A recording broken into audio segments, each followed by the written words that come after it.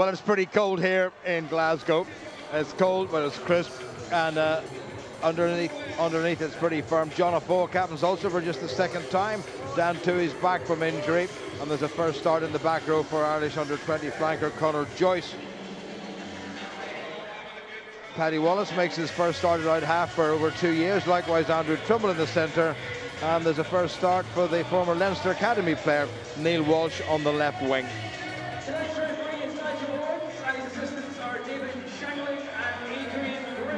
Well, both sides fairly well hammered in terms of injury and particularly representative calls. And there's a question this season of really stretching all the resources. Glasgow have used no fewer than 50 players so far this season in all campaigns. Ulster are fast approaching that as well. About 46 players have represented the league leaders up to this evening. Glasgow have enjoyed a considerable resurgence under Gregor Townsend. It takes a wee while for a new coach just to settle in, but they've all bought into the way that Gregor Townsend wants to play rugby, and it's been pretty successful for them. Ryan Wilson captains a strong side despite those international call-ups. There's a big back row with the experienced John Barclay and the South African Josh Stroyce, international Tom Ryder in the second row, and Ed Kalman in the front row. Talented Fijian and Nico Matawalu reversed his scrum half to partner Peter Horne, winning his 50th Glasgow cap tonight. Former Ulster wing Tommy Seymour and the Canadian DTH Van der Merwe provide the pace out wide. And watch out for the talented 20-year-old Mark Bennett in the Glasgow centre. Referee this evening, the vastly experienced Nigel Owens, who was on the line a couple of weeks ago at Lansdowne Road for the Ireland-England game. This is 91st league game in charge.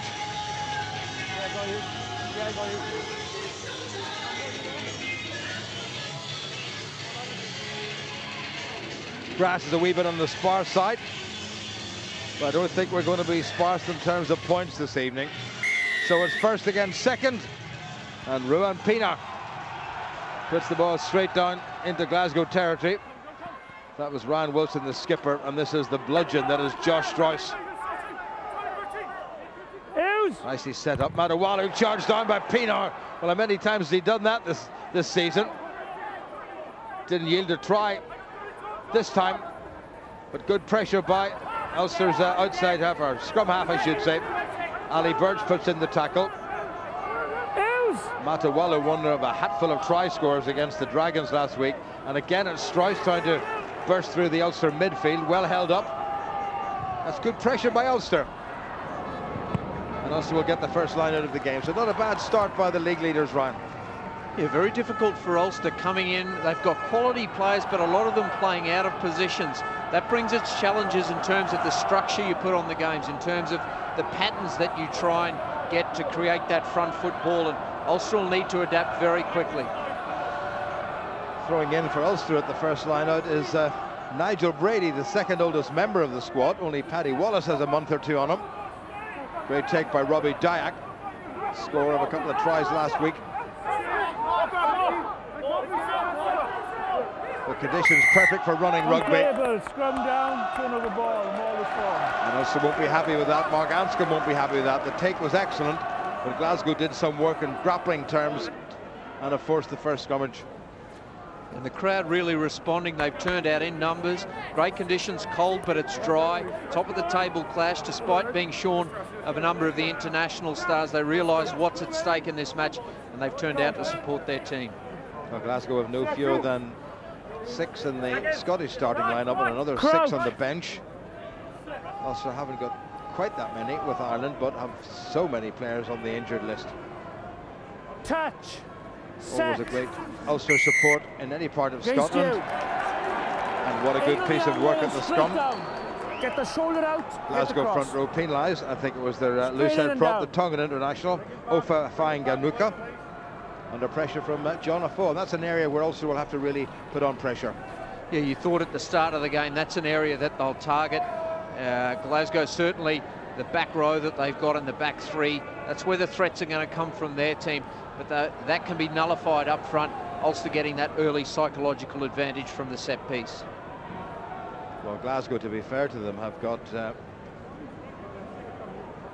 one of their players starting for Scotland in the front row, and three other front row replacements on the bench. But then Ulster are minus Declan Fitzpatrick, Rory Best, and Tom Court, whom I think we're all delighted to say is back playing in the front row for Ireland. More of that in under 48 hours time, needless to say. But first of all, it's Ruan Pienaar to try to get Ulster off to just about the perfect start. 235 league points to his credit, the South African. Solid thump. Is it going to carry? He hasn't quite 22. made it. So 3.5 minutes gone. Ruan Pienaar misses with his first attempt at goal. Wrong side of the field for him, mind you, but it wasn't too far away. However, no advance as far as the scoreboard's concerned. Peter Horn. Dyack thought about the pass, changed his mind, has a little go himself. Does well, good impetus to get across the halfway line. Paddy Wallace. Oh. Stuart Olding managed to gather it in. A bit of rustiness there in the number 10 jersey by Wallace, but nothing wrong with his passing. Cleverly done. Here's Joyce. Good sidestep by the big red-haired Phillip.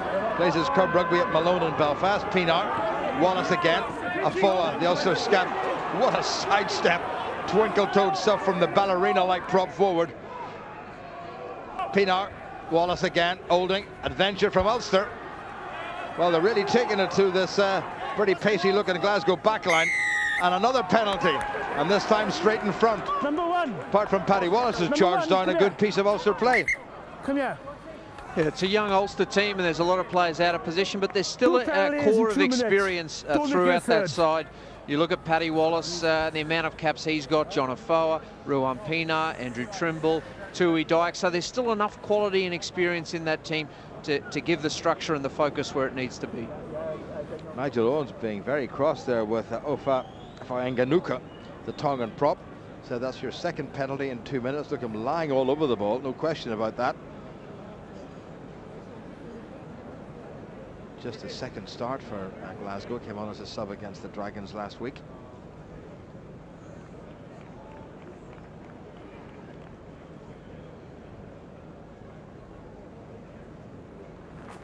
And it's all quiet at Scotstoun. On the most perfect night for rugby.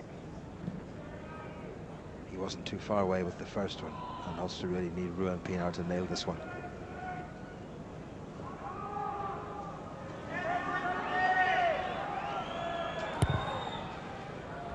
It's straight, and he's got that one. So the first one indeed was just a sighter, and we have played exactly 6 minutes, or just under 6 minutes, and it's Glasgow 0 and Ulster 3. And you feel if Ulster are to be successful away from home here in Glasgow, part of that equation is going to be Ruan Pienaar picking up those 3-pointers.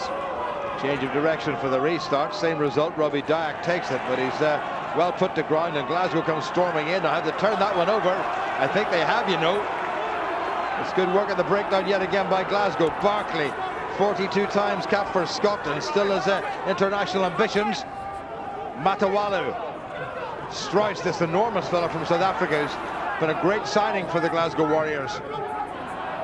All the pressure now coming from the home side, using that heavyweight pack to try to bore through the Ulster defence. And again they go. Wilson is just hanging back a little bit. Tommy Seymour outside him. Here goes Wilson, the captain. Somebody's head protector has come adrift. Glasgow still in possession. Strauss again. Enormous man for a back row forward. Little cross kick, that's not a bad one. Van der Merwe is there. Well taken by Ricky Andrew. Terrific take by Ulster's fullback, under a huge amount of pressure too. Excellent work from Glasgow, recycling the ball, going through the phases in the forwards, trying to bring that defence tight, and then looking for the cross field kick, but easily diffused by Ricky Andrews. Confident stuff. Well, Glasgow won 2 or 3 pieces of possession, one after the other. Cross kick was pretty pinpoint perfect. It's going to be a Glasgow line out. That dotted line is the Ulster 10-metre line. Ed Kalman at the back for Glasgow. Quick ball, Matawalu, very dangerous. Good support from the home side. Using the big forward to try to set it up, Matawalu again, and it's John Barkley takes it on. Quick release, Matawalu, very dangerous, gone loose. One on the ground by Glasgow. Ulster not quite alert to it, but it was nudged forward by Glasgow, and Ulster will be relieved to get the put in. You can see the kind of game already that Glasgow are trying to play. Yeah, building it around their big ball carriers, trying to fracture that defensive line. And later on the game, you'll see Matawalu looking around the fringes. He's lightning quick. Any opportunity there will be exploited. Ulster will need to ensure they get their pillars and posts around that ruck time set up to counter that attack. Just get the shoulder out his way, please. Nigel Owens again having a word with Ofa Fanganuku, the 30-year-old Tongan on the Glasgow loose head side. Ed Calman on the near side. Won a Cambridge Blue in 2005. Free kick against Ulster for early engagement. Soft free kick to give away. Gives possession back to Glasgow, who may well opt for the scrum. Yeah, normally you'd expect a team in this position, but it'll be an interesting test to see what confidence they've got in their scrum if they take that option. Well, it seems they've got enough confidence to have a go at this Ulster pack. Their first put in resulted in a penalty against them. So let's see if Ulster can exert some pressure. Coming up to 10 minutes gone. Ulster leading by 3 points to nil. Yeah, interesting back set up here around the 12 channel. You've got three players standing directly behind each other. Tommy Seymour's come across from the right wing, setting up an interesting attacking play from this platform. Pienaar has a little glance in direction of the Glasgow backs. Just quite see them. We can see where Ulster lined up to defend. That's a better Glasgow scrum. Pick up at the back by Wilson. Gets across the 22. Matawalu was looking for the pass. Gets the ball in his hands and he's knocked it forward, but Ulster not getting away at the breakdown. Number 9 is slow because you're not moving. Away quicker, please. Nigel Owen not in any mood for compromise this evening, as usual. Yeah, we see a good two-man tackle and then just not enough urgency, the referee ruling and getting away from the ball there. Not bad when a referee's asserting himself at the breakdown like that. In conditions like this, with two teams who have got the attacking ability, he's setting down a marker and hopefully that'll translate into some quick ball for both these teams.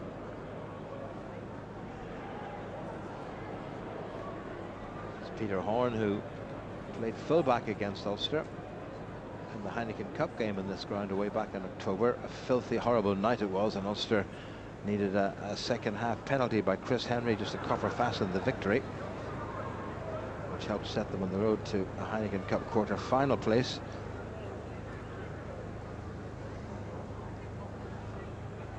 This is Horn, still only 23 years of age, Scottish Sevens player as well. That's not going to make it, I don't think. No, it hasn't. Taken underneath the post by Ricky Andrew.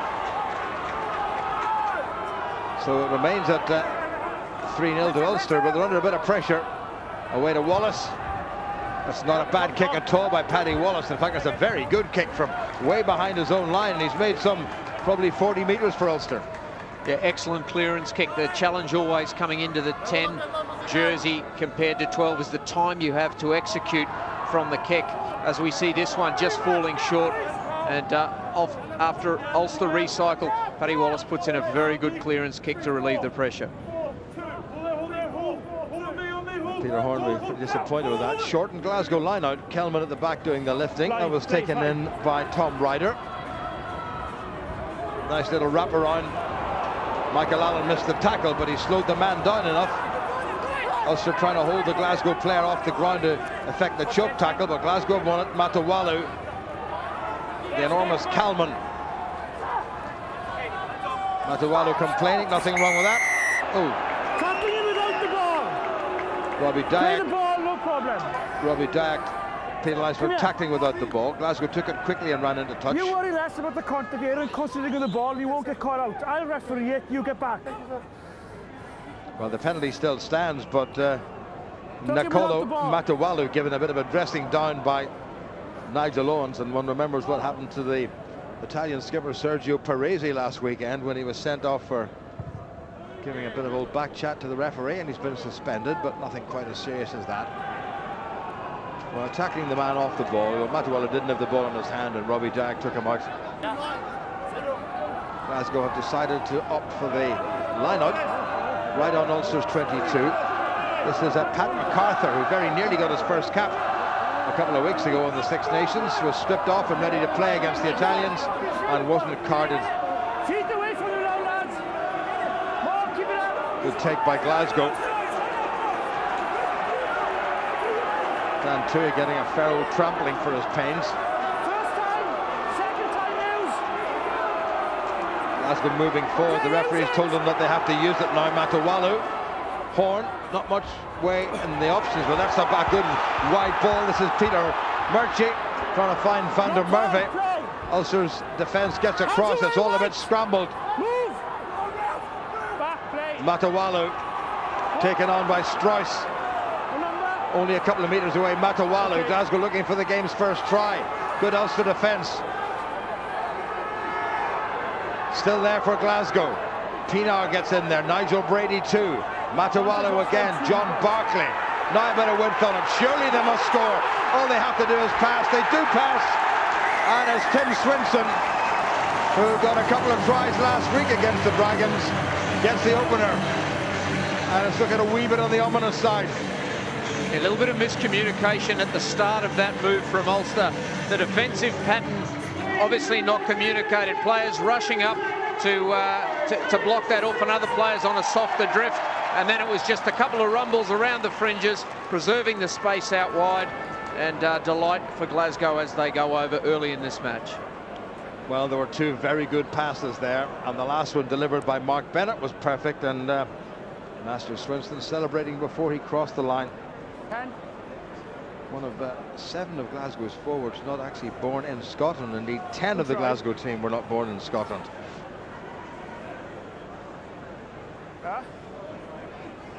Swinson, born in London, formerly of Newcastle Falcons, for whom he played over 100 games. Another good signing, still only 25.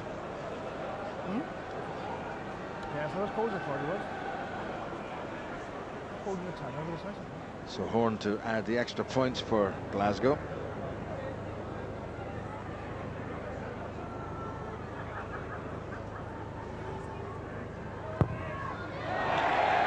Well, first one side and then the other.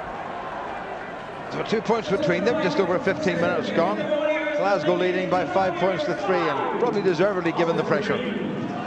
Yeah, we've seen that they can play with real width, but the reason they can't play with that width is they're getting their big ball runners over the advantage line. Once they go through a couple of phases, that restricts the defence, it brings them in tighter, and then they've got the pace out wide to capitalise. Pienaar to Wilson. Strauss again, familiar pattern. Good tackle by John Afoa. It was knocked forward in the tackle by Josh Strauss, and a terrific hit by John Afoa. Targeted not just the man but the ball as well. He does everything so competently and efficiently, doesn't he? Yeah, two very explosive players there meeting head on, and John Afoa getting the best of that altercation. So both of you get the bind higher, please, okay? Went down last time as the ball was coming away. Keep it up, it's the perfect position for Ulster. You two, same as us. Just get the hand up a bit quicker, okay? Room on both sides, although if we were looking at it a little bit wider, Ulster have put everybody out onto the right-hand side, so they better not lose this ball in the scrum. Crouch! And Glasgow have moved everybody over, bar one to defend. Keep it up, lads. Good control. Dyack, Pienaar, back inside to Michael Allen. He's right through. Michael Allen going for his try, and bit of obstruction there. Penalty against Glasgow. Good run by Ulster. Great work by Michael Allen. Clever set piece move. Who did that? Okay, come here, time out. Unfortunately, hang on, time out. Took the player off before the pass was made. Either him or him. I haven't got the number, I missed it. He's luckier he's been in the bin. The penalty's here. Well, taking the player out before he received the pass from Michael Allen. Had Nigel Owen spotted the culprit, he was going to the bin. There's Allen, a good drive there. Yeah, support player chasing behind, he went in, knocked him out of the way without the ball. It was Ali Birch was knocked out of the way by Josh Strauss. They're using all that experience there, managed to get away with it. But excellent work by Ulster from that set piece. They dominated. That allowed Robbie Dyack time at the back. Once Pienaar goes on that arcing run, the defence like a magnet towards him, and that opened up the space for a very incisive run from Michael Allen. Well, Neil Doak will be pleased with that little sortie by Ulster. And Ulster fans, and there are quite a few here, will be pleased with Rowan Pienaar's kick, because it restores the Ulster lead, albeit by a single point. Glasgow 5, Ulster 6. Plenty of Ulster support here, not just the travellers who've come over for the international weekend, but pupils from Dromore High School and Rainey and Dowd School and Macrafelt are over here as well. Taken in by Michael Allen, the man who very nearly squeezed over for his second Ulster try. Ball's gone loose. Taken in by Ricky Andrew. Referee playing advantage to Ulster for the knock forward. Advantage is a knock on. Stay. Pienaar. Advantage over. Nobody really chasing. Allen was hanging back. Taken in by Peter Murchie. Good chasing by Allen. This is Tommy Seymour. Matawalu. Horn. Ooh, plenty of width on that one. You can see the influence of Gregor Townsend in this Glasgow back division. Matawalu, hint of an overlap there. Good positional play by Ulster. White, stay. Okay. That's not a bad kick at all. Paddy Wallace in fine kicking form. Ricky Andrew thought about the quick one but decided against it. Coming up to the end of the first quarter. And having been under a fair old spell of pressure, Ryan Ulster will be pleased to have broken away from that. Yeah, had Glasgow been more accurate with those kicks for goal, a greater margin would obviously have developed. But I'll still be pretty happy where they are in this game at the minute with a much changed team. Certainly the appetite for the physical work seems to be there. Not the greatest line out of the world is Matawalu. Oh, and he's gone away from the first tackle. This could be dangerous for Ulster. They have to make the first tackles. That's gone wide, but went forward. Well, you've got to get your line out right. The long throw, I'm not sure was the right option there. It was picked off at 6 in the line out, and look at Matawalu gets away from Pienaar and very nearly got away. Good effort by Neil Walsh, the new fellow on the Ulster block, and this is Bennett who couldn't quite get away. Living dangerously, Ulster, Ryan. Yeah, real threat, Matawalu. Very difficult when you're set up in an attacking alignment and you get that turnover of possession at the set piece. You aren't structured defensively, and not the man you want the ball in your hand in an unstructured defence, Matawalu. Pitch cutting up just a little bit. Free kick this time against Glasgow for early engagement.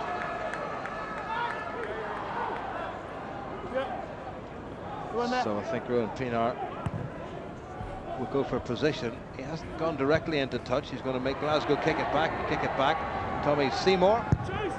Hey, Blue, stay. Okay. Dyack knocks it backward. Paddy Wallace. He's given that a bit of height. Bit of obstruction there. Ricky Andrew gets underneath it. Try scorer Swinson. Tackled by Conor Joyce. Matawalu. Ulster dangerously close to being offside there. Taken on once again by Glasgow's big men.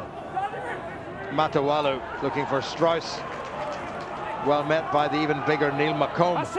That's good work by Neil McComb, but Glasgow have it. Horn. Dyack again doing some good defending. Matawalu can't be given any room. John Barkley. Now if Ulster strayed offside, they've been told to leave it alone.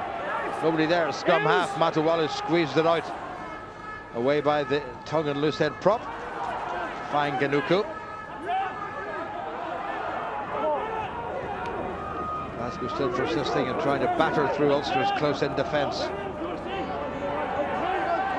Matawalu, Horn, it's all very flat. Dangerous stuff. Great tackle by Michael Allen. But here comes Horn, trying to get outside of Foa. Gets it to Tommy Seymour. This could be fun and games. Good pass by Seymour. Van der Merwe nearly gets away. Andrew Trimble just hung on to him. Glasgow still battering away at Ulster's defence. John Barkley trying to winkle it back, and he's done just that. It's gone loose. Dyack tackles Matawalu.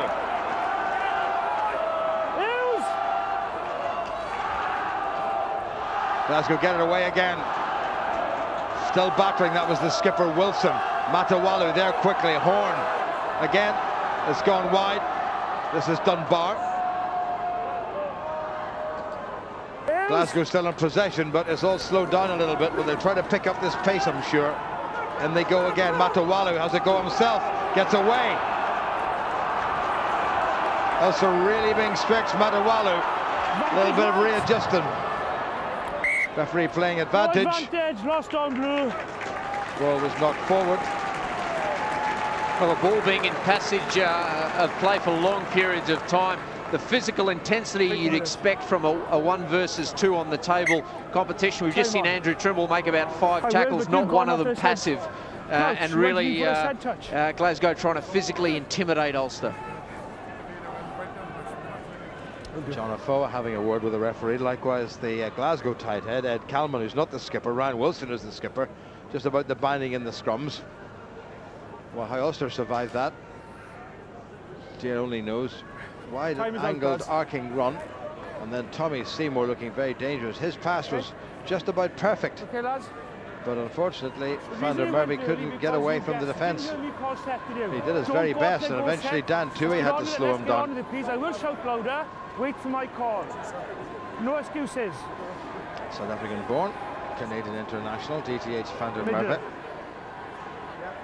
Phenomenal try-scoring record, 23 tries and 43 league appearances for Glasgow. Don't move. Don't move anybody. Second. Crouch. Check. Touch. Set. Early white. Well, Ulster pinged at the scrum for the second time. Matawalu takes it quickly. This could be dangerous. He's such a live wire, and it's gone forward. Pass was forward.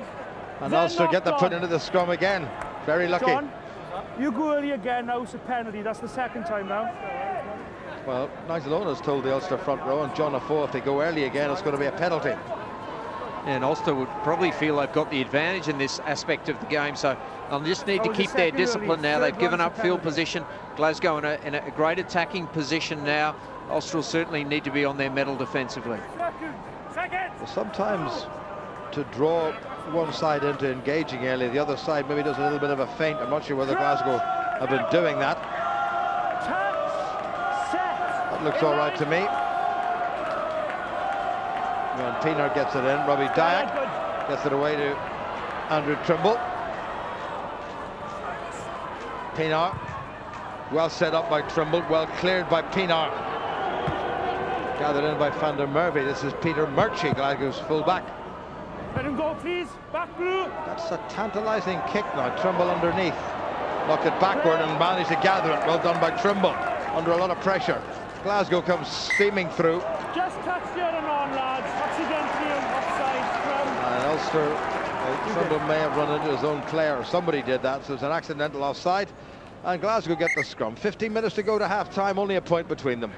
Yeah, plenty of endeavour being shown by both sides as we see Andrew Trimble under a lot of pressure, managing to clean that ball up. A couple of little mistakes coming from both teams, which are just robbing the game of some of that continuity, but certainly good to see the ambition to play rugby on a dry night like tonight. A little bit of a stoppage for a couple of injuries. David Humphreys and another former Irish international outside half to his right, Niall Malone, who's now the Ulster senior video analyst. Over, take the ball. Yeah. Okay, lads. Peter Murchie, only 27. Done, yeah. Accidentally off white in front. Last scrum. Coming close to his 50th league appearance. No excuses now, we can do it. Gregor Townsend looking contemplative. Wait for my engagement.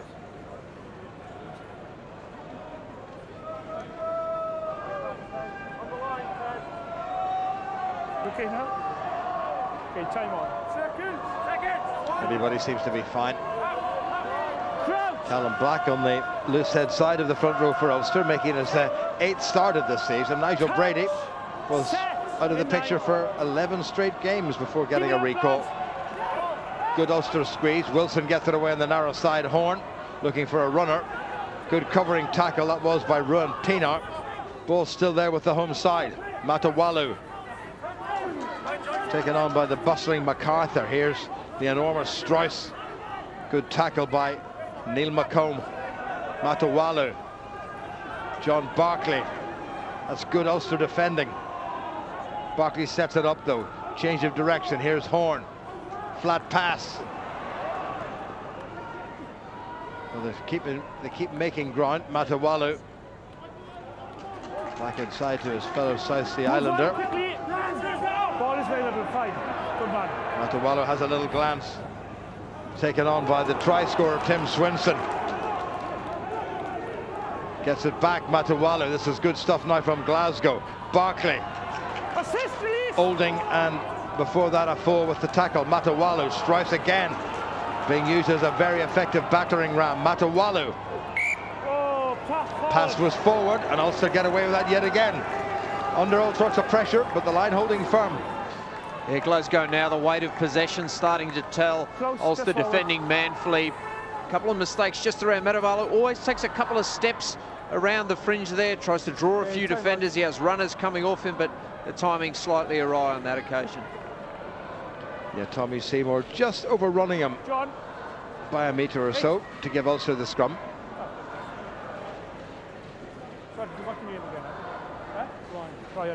You just have a word or two on stock. When you clean out in the contact area, let's just make sure it's over the bodies and not too far away, okay? Just have a word both sides.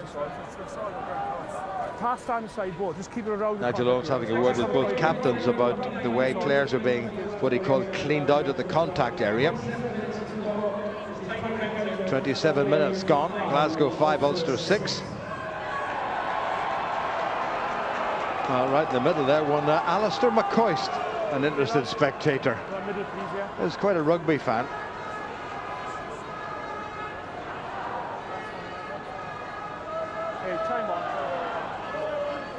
Scrum then to Ulster. They've been pinged a couple of times for early engagement.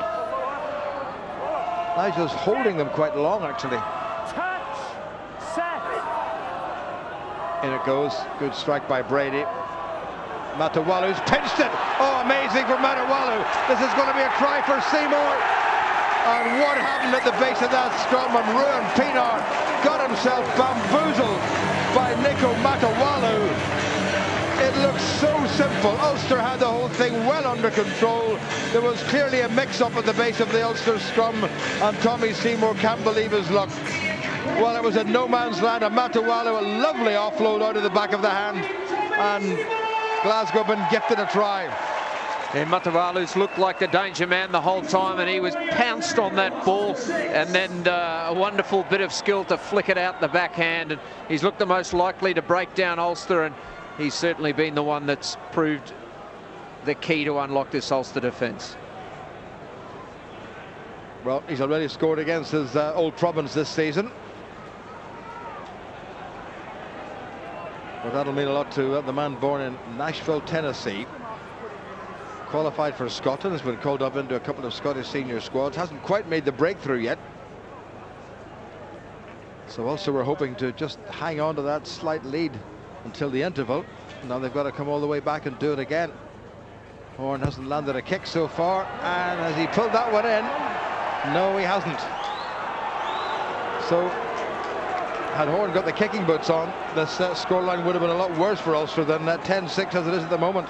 Yeah, some salvation with the lack of points coming from the boot, but ultimately it's weight of possession and territory that's counting against Ulster.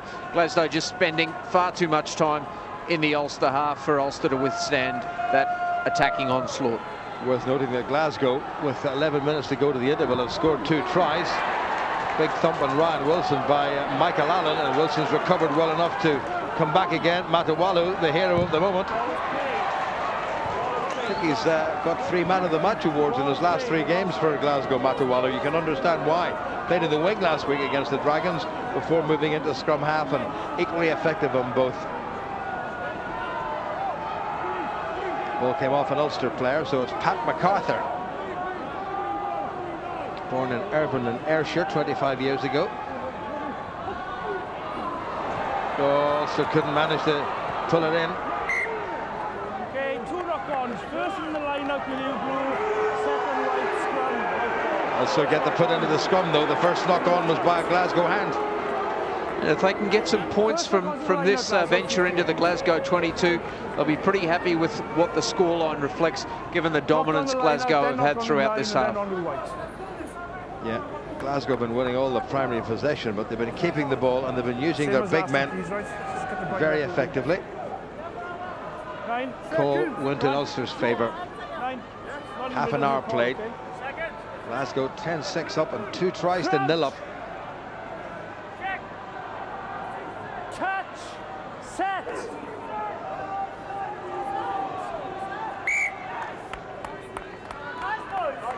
Matawalu claps his hands as if he's happy with the way the scrum went down. Just a slip. Nigel Owen saying it was just a slip, so they'll do it again. You can see that ground digging up under the feet, and just right to move it on, try and get that stability underfoot. It's the time of the season that all groundsmen and all ground staff absolutely hate. They're out with the forks every 3 seconds. Conor Joyce, who's only played once for the Ulster senior side before. That was against Leinster as a replacement in Dublin over a year ago. Touch, set. That's gone down again. The referee is going to let that go, but not for much longer, I'm sure. Guys, we're getting lazy now. Both teams are just sitting down. Get in closer and hit up, please. Both sides. That's a mark for you both. You both stay opposite. Not getting too excited, Nigel Owens.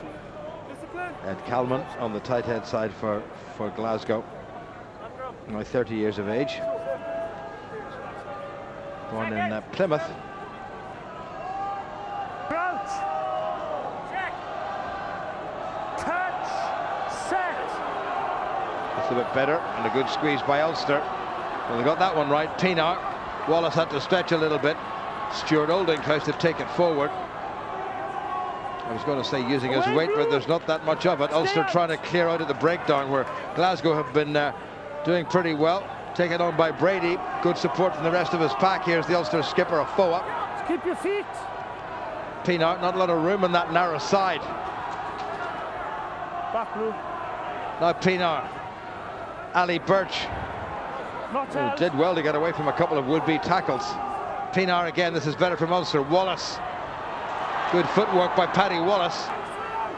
Got support now. This is better by Ulster. Here's Trimble. Has a go himself. Holds on to it. Not quite. Couldn't squeeze it away to Ricky Andrew. Lost on right. Ulster have somebody down injured. Scrabble. And I think it's ruined Pienaar. Right. You can't think it quick now. No, I just... Put his hand up in the air. No, it's not ruined Pienaar. Line or scrum. Might be Paddy Wallace. Knocked off White into touch. So it's going to be a line out to Glasgow, 5 or 6 metres from their own line, but Paddy Wallace went down there quite heavily and he put his hand up straight away. Time out, it's been such an unfortunate season for Paddy Wallace. Time out, guys, please.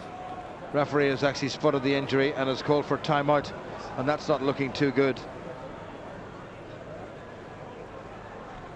So I'm just looking down below me from our commentary position here, and Paul Marshall is warming up, and if Paddy Wallace does go off, then they're going to put Paul Marshall at scrum half and Ruan Pienaar to 10, a position that, while he can play perfectly competently, he's not all that happy playing.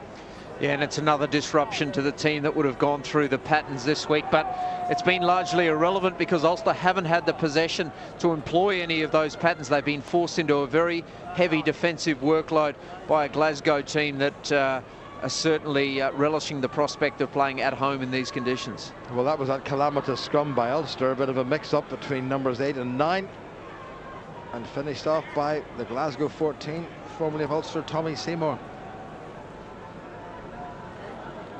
Paddy Wallace being helped to his feet by Dr. David Irwin and Gareth Robinson.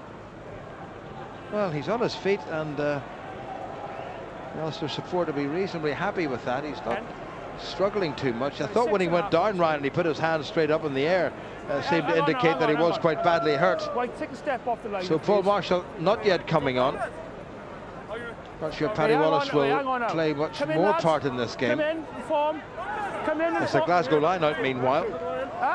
Scrum half. Game gone a little bit on the flat side. Pat MacArthur for Glasgow. Ulster must try to disrupt this one. They haven't really challenged effectively. That's gone long. Taken in by Wilson, the captain. He's tackled by Macomb. Good go forward ball by Glasgow. Matawalu. Touched White. And that was touched by Ulster. So it's going to be a Glasgow line-out. Yeah, Glasgow exiting from their own half. Ulster missing an opportunity there. They would have liked to have come away with some points. 10-6 probably doesn't adequately reflect the dominance of Glasgow. Ulster still certainly in this match. Paddy Wallace, a bit of a cut lip there as always seems to be in the wars. No breath of wind here with Glasgow to trouble goal kickers or place kickers. That's gone long, well taken in by Glasgow. Matawalu down the line and straight into touch. No chance now for Ulster with just about 5.5 minutes to go. Yeah, Matawalu probably not as technically accomplished as Ruan Pienaar, certainly in that aspect of play. There's no doubt he's a live wire and things tend to happen when he has ball in hand, but Ulster relishing an opportunity now for a rare foray into the Glasgow half. Nigel Brady, twice capped by Ireland at Wolfhounds or A-level. 7-man Ulster line-out. That's better. Pienaar, Wallace. Andrew Trimble at first receiver. Pienaar, Afoa. Ulster need quick ball. Now they've got it. Olding back inside. That's good work by Olding. Assist release. He's made some 10 meters. Ulster need to do it all again. Callum Black. Held on to by Pat MacArthur. The Glasgow players maybe straight offside. Referee's happy with it. Ooh, dangerous stuff. You've got to give that. That's nicely done. Here goes Dyack. Still going across the 22. Dyack very much in form, remember. A couple of tries last week against the Zebra. Was that knocked forward? No, but a readjustment slowed the whole thing down. Pienaar. Wallace. Trimble. Michael Allen. Good step by the youngster. Inside Tommy Seymour. Pienaar. Wallace. Better from Ulster. Conor Joyce. Pienaar again. Here's Wallace. Seems to be fine. Ricky Andrew. Man who got the bonus point try last week for Ulster. Pienaar again. Oh, good defence by Glasgow, but Ulster have the ball still. Trimble has a go himself. Better stuff from Ulster, and they get the penalty. And chance to close the gap, and they really must take this one. Good work by Ulster. First time they've put together 6 or 7 very good phases. Yeah, excellent ball security, recycling at the breakdown, using the width of the pitch, and ultimately stretching the Glasgow defence to breaking point and forced to infringe. Ulster will be pretty happy with what looks like a relatively easy 3-point opportunity. Well, there was some good work by both Ulster's backs and forwards, and keeping the ball going was the important thing. There's a Glasgow person in there just blocking everything off.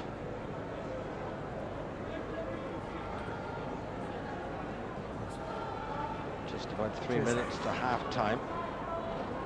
And Ruan Pienaar, who's landed 2 penalties from 3 attempts so far, the chance to make the gap a single point yet again. It's always going to be tight between these two sides. We'll see who's the fitter and the fresher and the stronger and the better resourced in the second half, I'm pretty sure.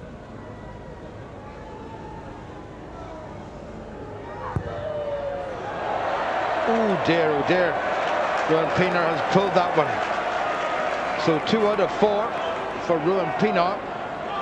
Shakes his head as well he might. That was, well, you would have thought round regulation for someone like Pienaar. Yeah, just pulled some muck out of the bottom of his boots as Glasgow take the quick tap. Hasn't worked out for them, and they've given Ulster the scrum. So there's still a chance for Ulster for points in this half. Paddy Wallace is bouncing up on his toes, so he seems to be fine again, having given us all a little bit of heart failure there. The last thing Ulster need was another injury in the middle of the park. Michael Allen's had a pretty decent game. Seems to have got a bit of a knock and he's hanging on to himself a little bit.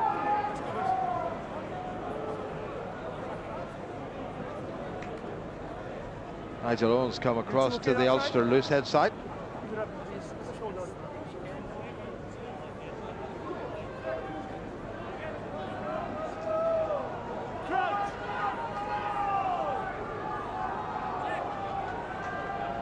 That's the Glasgow 22. Keep it up, lads.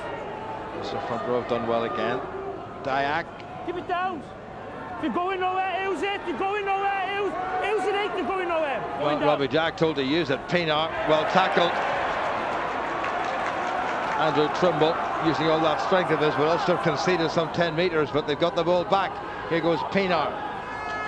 Still moving forward. First man in on his feet. Well, the penalty has gone again, against Ulster, and that's the last thing they needed at that stage. McComb and Joyce involved at the breakdown, and between them they contrived to concede the penalty. Going into those wider channels there. Glasgow on their feet. Ruan Pienaar pleading for the penalty Ulster's way. The referee interpreting the situation differently, and a pressure relieving kick now for Glasgow. Peter Horne gets it away, and there may well just be time for the line-out. Ulster have been putting on all the pressure in the last 10 minutes, but they haven't yielded any points, or no points have been yielded or garnered. Gentlemen, last play. Nigel Owens, you may hear saying last play of this first half. Will Glasgow just decide to do something with it, or will they content to catch it and put it up into the air? We'll still see. They haven't got the ball yet. Now they have Matawalu. Horne looking for a strike runner inside. He's got it in Van der Merwe. Poor Ulster defence close. What were the back row doing? Here come Glasgow again. This is good stuff from Dunbar. Matawalu. Glasgow looking for a third try before the interval. Tommy Seymour, scorer of their second. Well tackled. Matawalu. Well, he really is a live wire. This is good stuff by Glasgow. Van der Merwe. Good transfer. Here they come again. There's a great chance in the corner. Wilson got support. Ulster get away. Matawalu. Dunbar. Matawalu again. Surely another try must be gathered by Glasgow. They can't get the ball down. Ulster have held them up. Terrific defence by Ulster. Okay. Ball is held up, and that should be half-time. You're held up, okay. Oh, and a little bit of nonsense breaks out yet again. That's enough. And Nigel Owens puts the lid on it. We held up. Clare was held up, and that's going to be half-time, and Ulster very, very, very, very fortunate not to have conceded a try there. An excellent last-minute attacking play from Glasgow, breaking a number of tackles in promoting that ball to within inches of getting it down and getting a lead. On reflection, you would probably say they deserve.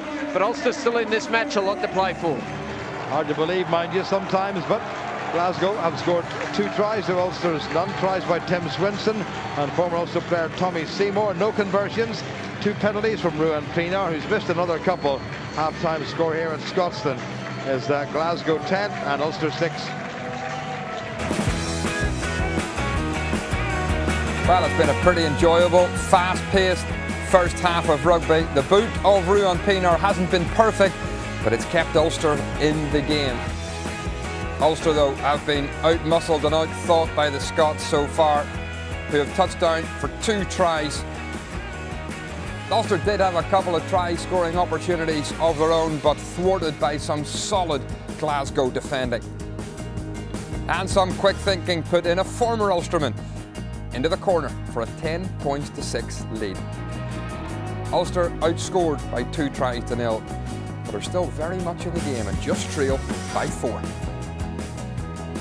Al Morrisfield and Tony McWhirter have been enjoying that first half with me. Morris, give us your assessment of things. Well, given the fact that they're only 4 points down, they've been outplayed in every facet of the game. Defensively, we've been very, very passive as a team, as an Ulster team. And we actually look as if we're trying to tackle shadows. Glasgow are playing with exceptional power and pace. Their accuracy at the breakdown has been exemplary. How key will the last few seconds of the half be? Ulster holding the ball up there over the line to avoid that try. Yeah, potentially, Stephen. It could be the difference between winning and losing. I think if Glasgow had scored there, that could have been possibly one of the tries of the season. Pace, as Morris has said, offloading ability, targeting the ball cleanly at the breakdown and winning quick ball, not giving the Ulster defensive line a chance to reset, and I think we can count ourselves quite lucky to have held that up. I mean, the first try was just simplicity, wasn't it? Good, fast ball at the breakdown. Yeah, it was. You know, it's something that Glasgow have done well. Their line out has gone well. Our set piece, the Ulster set piece, has been very fractured. And we see that they drive this on, and eventually then Nigel Owens will tell them to use it. Yeah, and you see what they use because of the mix in personnel, the players haven't played together with Ulster at this level. You see the line up now, perfectly straight line. Then all of a sudden, when Matalua gets the ball, goes wide. All of a sudden, outside centre comes shooting in. The winger's been isolated, and already then we're chasing. We're never going to recover from that position. So Andrew Trimble should have stayed out there, should he? Yeah, potentially. I think there was a lack of communication between the right wing and the outside centre.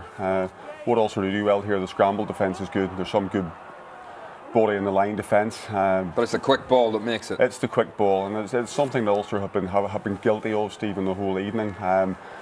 The counter rucking has been really non-effective. Glasgow have been able to take the ball in, have targeted the ball well, and basically given their scrum half an armchair ride. Yeah, here we go, simple 2v1 on Swinson there. I mean, it flops over from a metre out, but that was all down to the fact that the defensive line was broken from the catch and drive. Could this be the first time that we've seen Ruan Pienaar outplayed by his opposite number in a half of rugby? Well, it's hard to say outplayed, Stephen. He hasn't had the same quality of ball that Matawalu has got.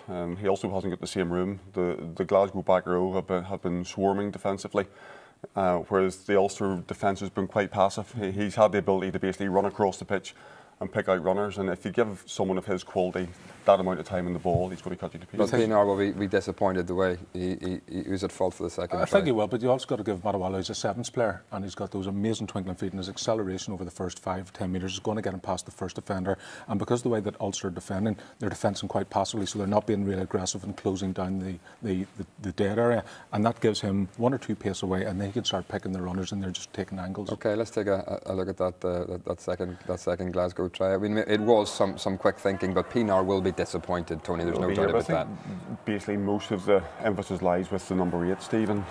Once the ball's put into the scrum, it's up to him to defend it. The ball slipped out. Matawalu has done well again. It's a great offload. Michael Allen is at no blame here.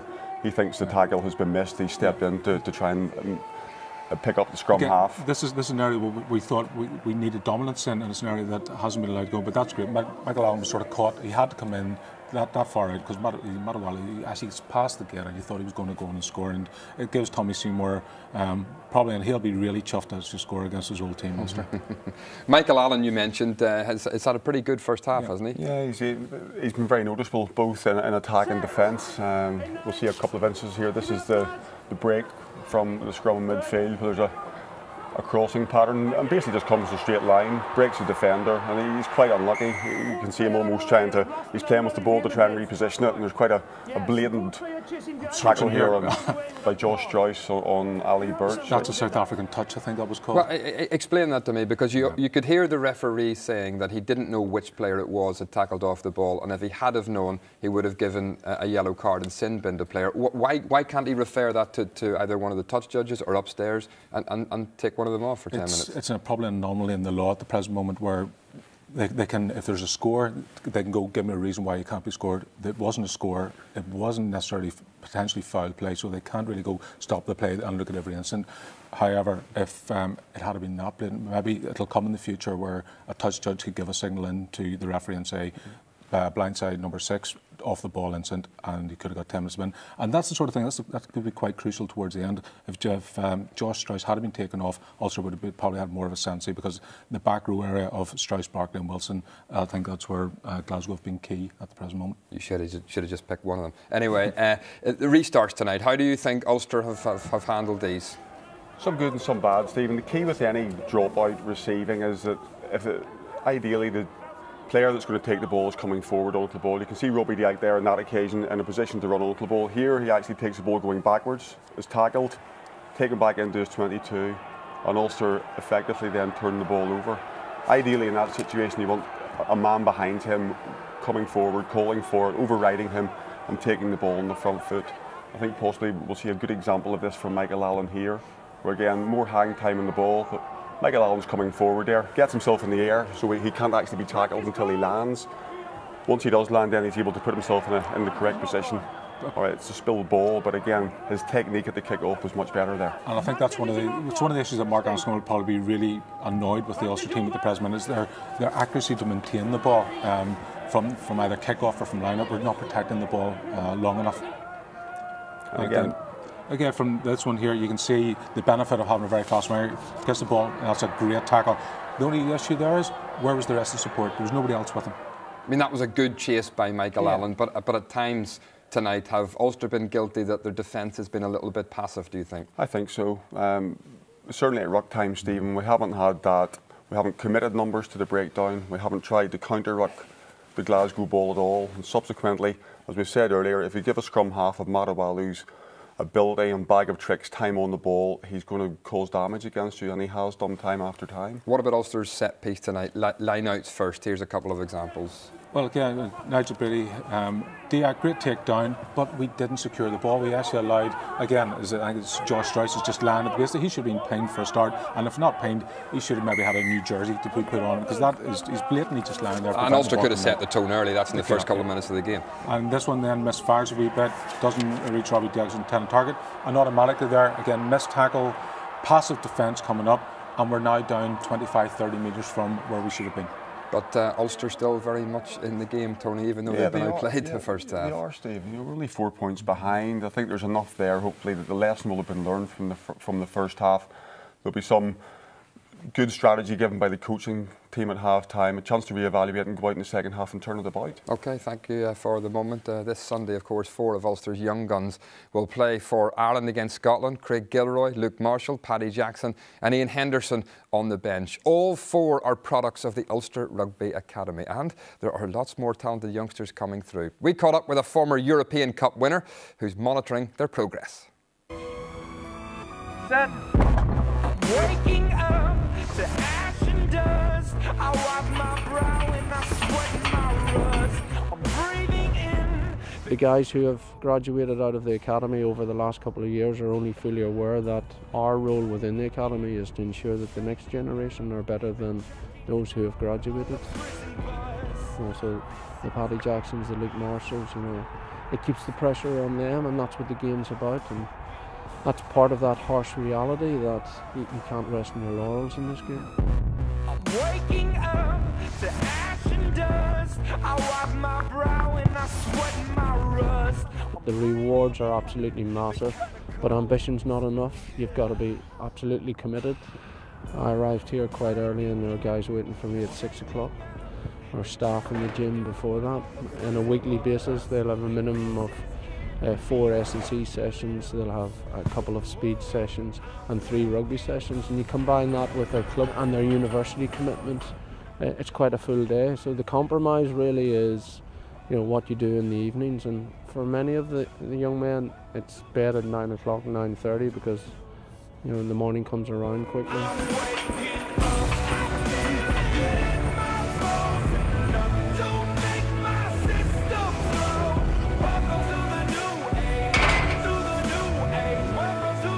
Body shape, that's really important.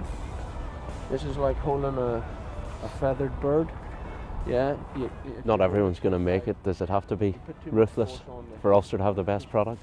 I think in this line of work you've got to be honest, and at times honesty hurts. And we have a very simple philosophy within our academy department that we try to treat each young man as if he's our son. This isn't a fantasy world. The reality is not everybody is going to make it, and at times you have to make hard decisions, but if you treat every young man as a person first and foremost, not as a player, then you're also treating them with respect.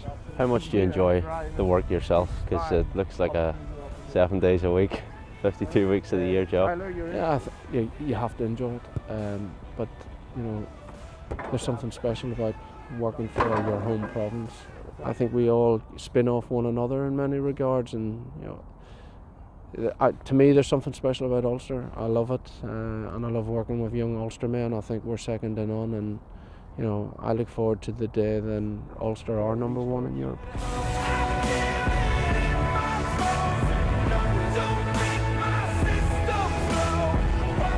Well, that's a bit of an insight into the Ulster Rugby Academy. It's certainly working when you look at the Irish team on Sunday with those good young players in the starting lineup.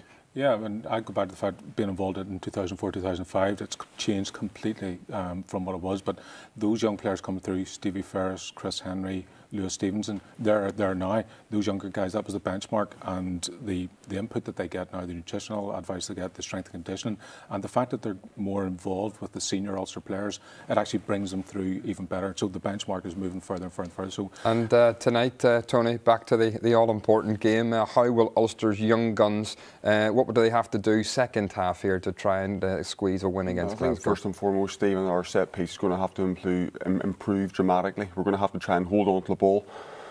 We're just looking for some more physicality around the edges. We need to carry the ball better, secure the ball better. I'd like to see us counter-rucking more. The game is there to be won. With Pienaar and Wallace at 9 and 10, we have the experience there that can put us in the right part of the pitch. The problem in the first half is that we just really haven't had enough ball to do that with. Yeah, as you mentioned, Ulster, yes, have a sprinkling of young players through the side tonight, but they have got some good experienced players in key positions, and if Pienaar had kicked this to 2 penalties, for example, they'd be in front right now. Yeah, they have. There are 7 internationals in that team, you know, and very good internationals within that. So we have all to play. We're only 4 points down, but we have the opportunity to win this. And Tony, is it about the senior players taking this game by the scruff of the neck? Yeah, they have to. You know, it's up to the likes of Pienaar, Paddy, John O'Ford, Dan Toohey. You know, all of these guys have to collectively grab this and lift it up a couple of levels. OK, Tony, Morris, thanks very much. Back to our commentary team, Ryan and Jim. One change on the Ulster side from the first half. Darren Cave has come on. Looks as if Andrew Trimble is going to move out to the wing. Michael Allen has left the park, it was seen. Well, only 4 points between them. Ali Burge takes it on for Ulster, but Glasgow have scored 2 tries. And the score of the first points in the second half will probably feel they've got the wherewithal to go on and win this. And Wilson takes it quickly away by Horn to Peter Murchie. Paddy Wallace has to scamper back. Oh dear, catastrophic for Ulster. Catastrophic for Ulster. That really has put the tin lid on it. And that's the second try that Ulster have gifted the Glasgow Warriors. Well, they were lucky not to concede one just before the break. That's been turned around. Unlucky now on this occasion. Glasgow, the perfect start to the second half. Opportunistic charge down, followed up, took his time in placing that ball. Paddy Wallace quick to get back to it, and then just misjudging how quickly the Glasgow player was coming, and then the patience to wait for that ball to sit up and dot down. Well, Murchie, having kicked it, kept on going, and Paddy Wallace, well, a little bit rusty perhaps, hasn't played a lot of rugby in the past few months. Really didn't need to take those extra few steps, and the block down was pretty straightforward, and all he had to do was take his time and dot it down for Glasgow's third try. And they're not only well in control of this game now, but they're 1 point away, 1 try away from the bonus point. It's that one unique aspect of playing in 10 is that pressure that's placed on the kick. That one manufactured by a very good chase. Has he managed to land a kick? He hasn't. So had this man, Peter Horn, deputising of course for both Duncan Weir and Rory Jackson in terms of the goal kicking for Glasgow. Had he been on form, it would have been a lot worse for the league leaders. But at the moment, it's not looking too good for the league leaders. 15-6 now to Glasgow. 3 points to 0 up.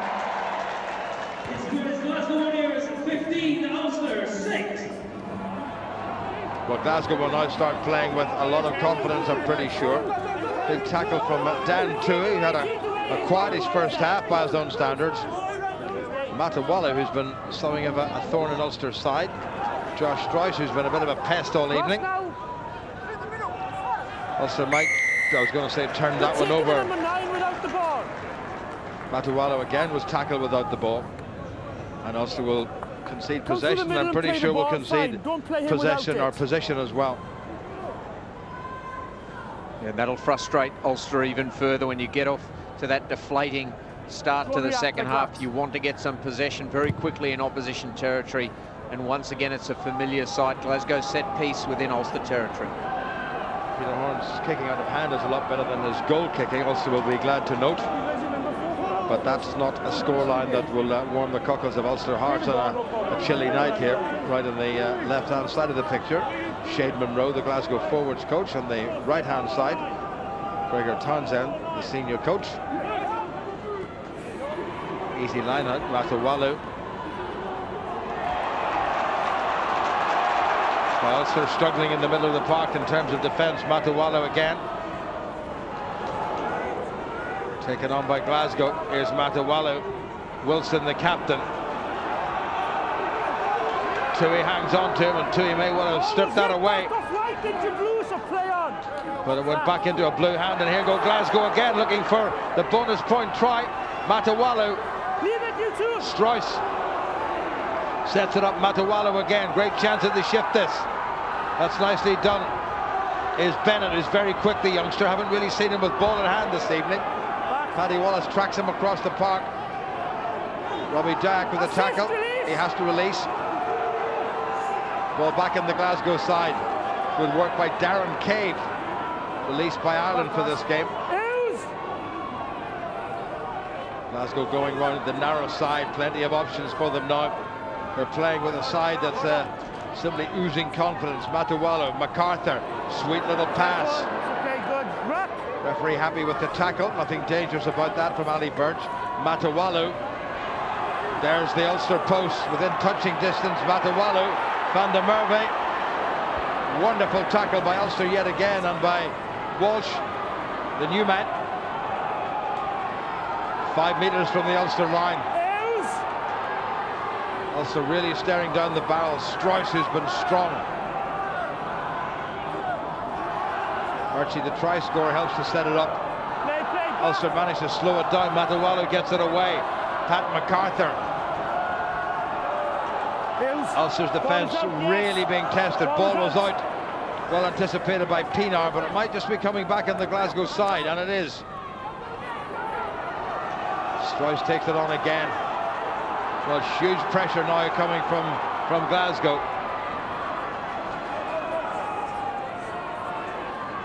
Driving and probing and then stretching.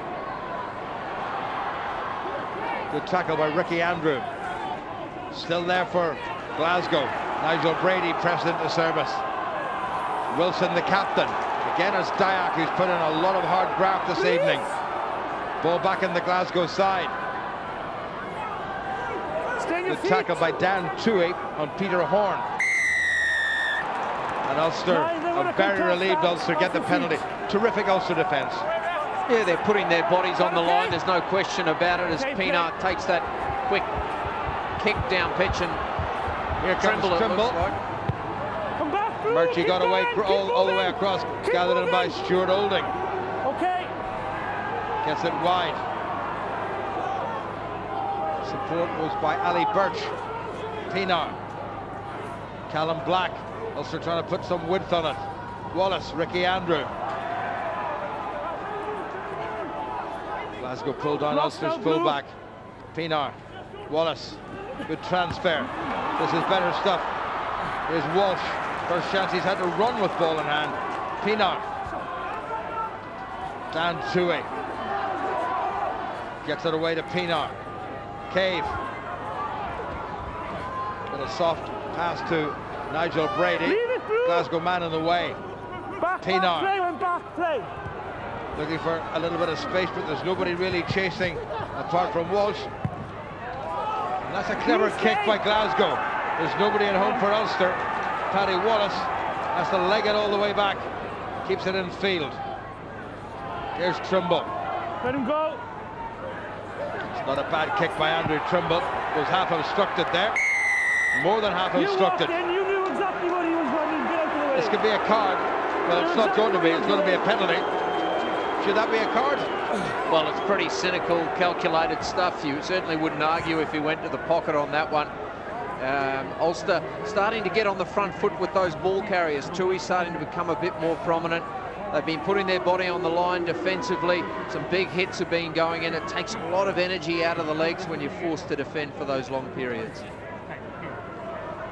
Ulster going to make a whole pile of changes, it would seem. Paddy Wallace has gone off. Hasn't really looked the same since he took that clattering at the end of the first half. Paul Marshall has come on. Mike McComish is going to come on, and Rob Herring is going to come on. But in the meantime, it's Ruan Pienaar who simply must get this one to keep Ulster in touch.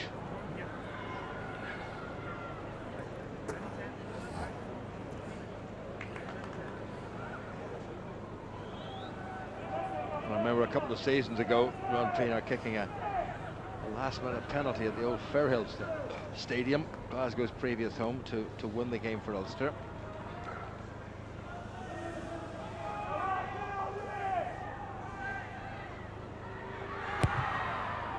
He's to pull that one in, and he's done just that.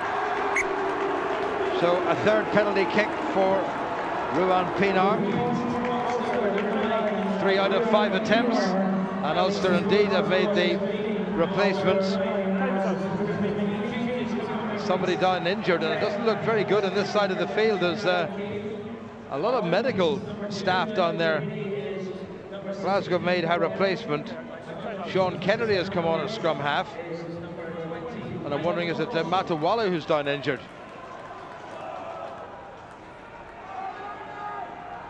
Yeah, the stretch has been called for, and there'll be time out. He's still just on the verge of field of play, and sorry, Ryan, go on. Not taking any risks. Looks like a neck injury of sorts, so they'll take their time to get him on that stretcher board and off the pitch. Well, I'm not exactly sure what happened, and Dr. David Irwin, the Ulster medical officer here this weekend with Ulster, has come down to lend his considerable experience, but Glasgow have plenty of pretty useful men here.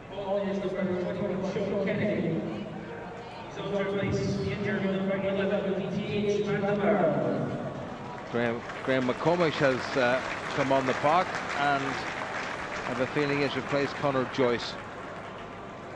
I can't spot that red head down there, or can I?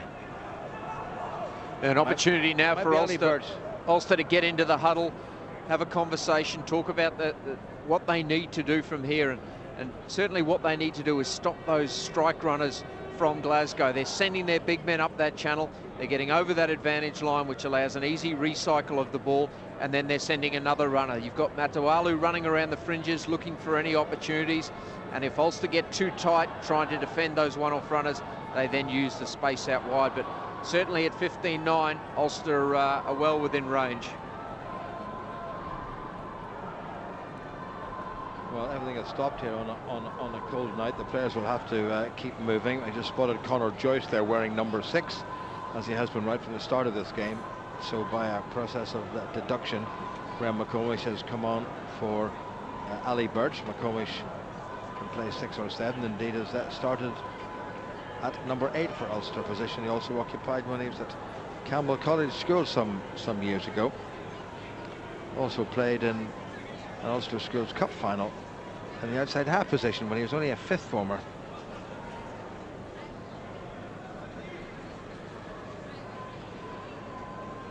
So it's all looking it's well under control down there, but obviously, Ryan, when you see something like that, you obviously have to be concerned. Yeah, quite rightly not taking any risks. Both teams will wait. Probably favours Ulster this little break in play. They've got an opportunity to really focus their minds on the remaining 30-odd minutes that they've got to try and get what would be a crucial result, and probably in the context of the table, as good as guarantee them a home semi-final, re-establish that margin at the top. Glasgow have got a very tough run in with 5 teams in that top 6 to play, contrasting to Ulster, who play a number of teams below them, well, obviously below them on the table, but from the bottom half of the table. And those are the games that Ulster must be thinking about picking up bonus points.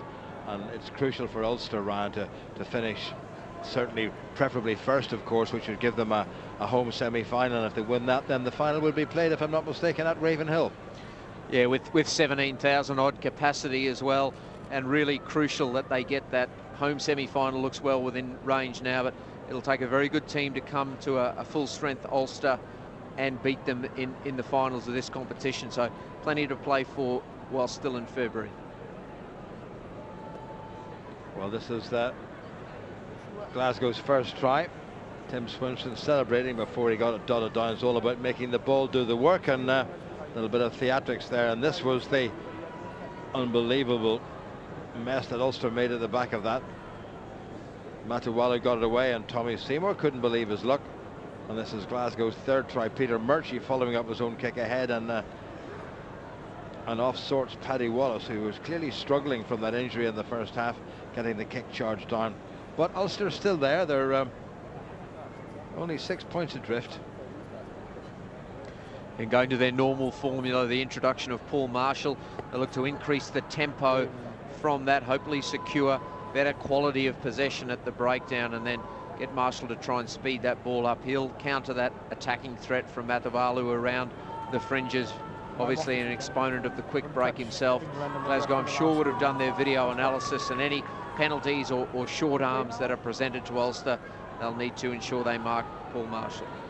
Great Gregor Townsend of Scotland, and the Lions in the middle of frame there. So everything possibly being done to minimize movement and just to protect the player. And there's a concerted lift, and off he goes. Anything pertaining to the neck is treated hugely seriously. Dr. Jerry Haggerty, the man with Dock on his back, who's been with Glasgow and Scotland for a long time. One of the great guys of Scottish rugby, Jerry Haggerty, just overseeing things. Had a bit of help there from David Irwin, who's an old pal of his. So Glasgow restart, leading by 15 points to 9. Mike McComish straight into action. Scrabbles across the Ulster 22. Paul Marshall at scrum half, outside his 22. That's for Walsh to kick. That's not a bad one. That's knocked forward. Referee waiting for Ulster advantage, and none comes. And Ulster will get the scrum. Sean Kennedy is on for Glasgow, and he's going to play scrum half. And Matawalu was moved out onto the wing with Van der Murphy, the man who's gone off injured. Yeah, big call from Glasgow with Matawalu playing so well around the fringes, directing his forwards. The plan, game going according to plan for them to make a change in that crucial position. Obviously feel they're restricted with their options. Well, they have the 30 times capped Scots international Graham Morrison on the bench, but he's normally a centre, and Scott White is an outside half or a fullback. And Matawalu did very well in the wing last week against the Dragons. Scored one of Glasgow's 8 tries. Penalty against the Glasgow front row. Chance for Ulster to get into the corner. Your arm is going straight to ground. I have asked you in the first half, you were not listening. Hand up and shoulder out, please. Fayanganuku, the 2 times capped Tongan international, penalised yet again. And Ulster must capitalise now. Plenty of time for them. Pienaar. What a good kick. That's a fabulous kick by Pienaar. As you see on that replay, no intent to bind there. Arm going straight to the ground, and Ulster making the most of this opportunity. Perfect position for the line out, but first and foremost, it's all about execution of this part of the set piece to create the platform. Michael Owens telling the Glasgow skipper Ryan Wilson that his loose head prop is not listening to what's been said. So Rob Herring has to get this one right for Ulster. And he does. Well taken down now. Can Ulster summon up the drive? As the Glasgow man was blocking it, and that was Kalman. Ulster looking for the secondary drive. That's good defence by Glasgow. Ulster been shunted. Marshall gets it away. Pienaar on outside half. Good footwork by the South African. Marshall. Taken on by Neil McComb. Marshall again. Spilled, well pulled in by Herring though. Referee saying play on. Still advantage with Ulster. Marshall. McComish. Crowd claiming that was a bit of obstruction there. Referee disagrees with them. Marshall. Got himself isolated, Callum Black, or perhaps there was nobody supporting him. And Ulster have given away the penalty, and they really didn't need to be doing that. It's not going well for Ulster at the breakdown. Nobody supporting Callum Black there at all, Ryan. Yeah, Callum Black taking the ball into contact, using his feet very well, but that sidestep probably took him slightly away from where the support players were coming from, and then a Glasgow player obstructing the path through, and that left Callum Black unfortunately isolated and having to hold on to that ball to try and retain possession. Having been in an excellent position, and having secured primary possession, Ulster have found themselves back just inside their own half. Yeah, the ball was out before you. With a 5 or 6 minute delay there because of an injury to Sander Merve. It's the halfway line, and this is Pat MacArthur. 3-4-4-1. 3-4-4-1. Let's go. Herring is standing just off the back of the Ulster line now. Better Ulster challenge. Glasgow still managed to get it, but it was untidy. Kennedy to the danger man, Matawalu. Glasgow have conceded some 10 metres, but not now. Stage come top, stage! Okay. Well taken by Walsh. Kept his eye on it all the way. Marshall. Pienaar. Stay wide. Trying to keep it tightish. That might go over the line for a 22. And it does. And it's dotted down by Peter Horne. So 13 minutes played. Glasgow 15-9 up. 3 tries to 0 against the league leaders. Ulster at this stage, at least in losing bonus point range. Okay, next one takes another. Yeah, 6-point margin. Glasgow will think if they can score another try, which seems to be the only way they're accruing points, they could end up with 5 points out of this match, but they won't be comfortable with just that 6-point margin separating the teams. It's a bit of space gathered in by Andrew Trimble. Let him go. Ricky Andrew. Knocked back by Andrew. Play on, says the referee. Ooh, was that forward? Must have been. Only just, lads. Only just, as Nigel Owen. Only just. Ricky Andrew has impressed under the high ball, whether he's receiving it from the opposition or following up his own kicks. Yeah, he's looked more and more assured every time he's played at this level. He's starting to accrue a few minutes now, and certainly not overawed by playing at this level and starting to really thrive. Well, no Jared Payne at the moment, no Adam Darcy, no Peter Nelson. And Pienaar slotting into the number 10 position. Shoulder, please. Bind straight away. Free asking them to hurry up at this scrummage. Crouch. Sean Kennedy, the man from Stirling County, playing just his 5th league game. What are we waiting for, lads? Crouch. Touch. Set. In 9. In it goes. Ulster get the squeeze on, but Glasgow secured it. Wilson. Clever move in the narrow side. Here's Horne. And Matawalu. Good tackle by Walsh. Matawalu strong enough to set it up. Kennedy looking to MacArthur, who knocks it forward. Referee playing advantage to Ulster. It's a Glasgow player all over Rob Herring. Vantage knock on. Marshall looking for the kick into the corner. That's not a good kick at all. Matawalu, advantage over. Well, they can't give this fellow any room whatsoever. He will kill you. Marshall knocked it backward. Marshall goes. Runs into some heavy sand. It's like Tirella Beach down there in parts. Marshall, Pienaar, better stuff from Ulster. Macomb across the 10-metre line. Better cleaning out by the Ulster pack. Release now, you're off your feet. Good call by Pienaar on this near side. Flat. Flat, says the referee. John Afoa. Herring gets in quickly to support Marshall. So a little bit static by Ulster. Robbie Dyack as well tackled by Tim Swinson. So might even just be looking for a penalty here. Pienaar, better stuff. Olding has a go himself, nearly got through, still going Olding. Plenty of aggression by the 19-year-old Pienaar. Joyce has to release. Well, turnover. Conor Joyce's lack of experience there showing. Here comes Glasgow again. This is Peter Horne. Nicely done to the replacement Kennedy. In fact, it's Scott White who's just come on unnoticed, wearing number 21. This is Kennedy. And Glasgow have come right back from another Ulster mistake and are threatening to get that all-important try. Referees penalised Glasgow. Can Ulster get this away? Pienaar wide now to Walsh. Needs to kick and chase. Gets it to Pienaar. Lovely sidestep. Advantage is over, and Robbie Dyack knocks on. Well, it's not exactly quality rugby. It's exciting, it's entertaining, but far too many errors. Yeah, well, the Glasgow breakout was exceptional. Some excellent lines run, some wonderful support lines to the player who's offloading in the contact area, and it all came undone. Pienaar realising where the space was, some composed work on the ball to create the 2-on-1. Pienaar, some clever footwork. Unfortunately, just tripped at the vital moment. The ball going behind Robbie Dyak and unable to hold on. Certainly a lot of action. You're running and you can go through, you go through. Don't dive. Thank you.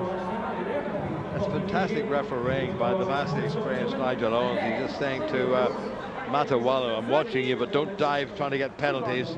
This is the wrong game. Nigel has said that before. Peter Murchie is coming on for Glasgow, and the youngster Mark Bennett is going off. Not Peter Murchie, I should say. Graham Morrison is coming on.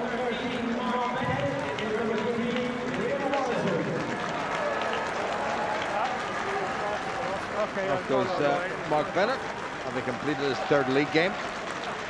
Graham Morrison, whose season has been so affected by injury, has come on, will move to his favourite position of inside centre, with Alex Dunbar moving outside him. So coming up pretty close to the end of the third quarter, and Ulster are going to have to put in, well, a final 13 minutes or so, 23 minutes I should say, of great rugby. There's Graham Morrison, now 30 years of age, 35 times cap for Scotland. Crouch!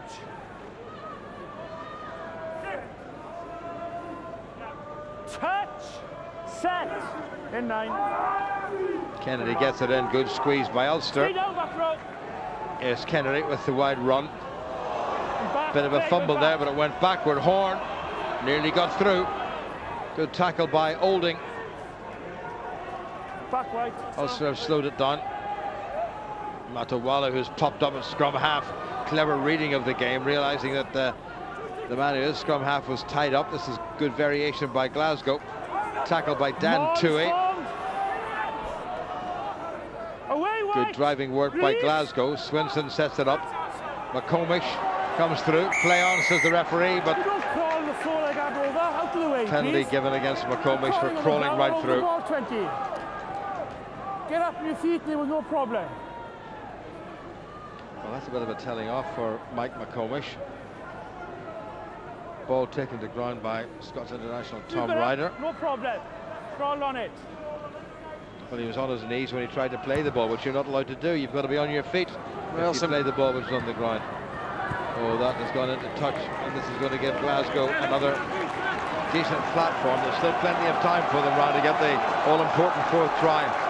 Yeah, well, Ulster have got to start showing that sort of desperation at the breakdown. They need to have that aggression there. They need to stay within the rules, obviously. The line speed is still there defensively.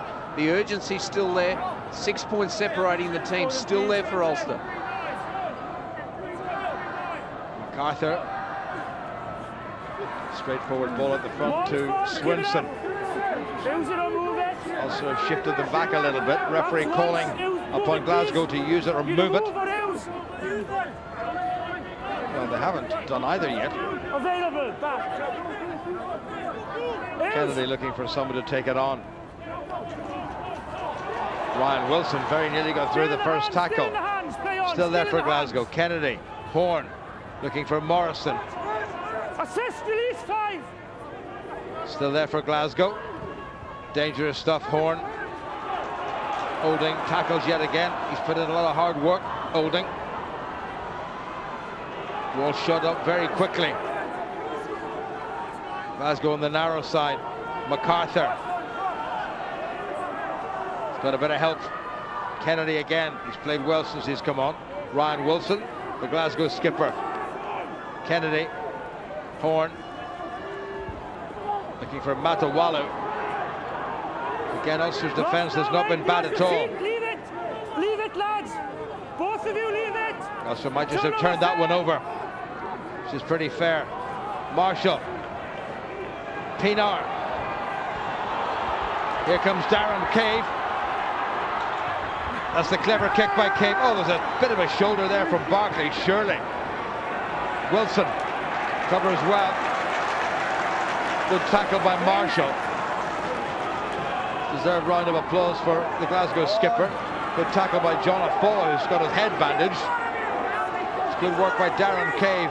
Ulster need to get something from this. Away comes McComish. Callum Black sets it up again. Marshall. Offside. Olding. Glasgow offside. Olding.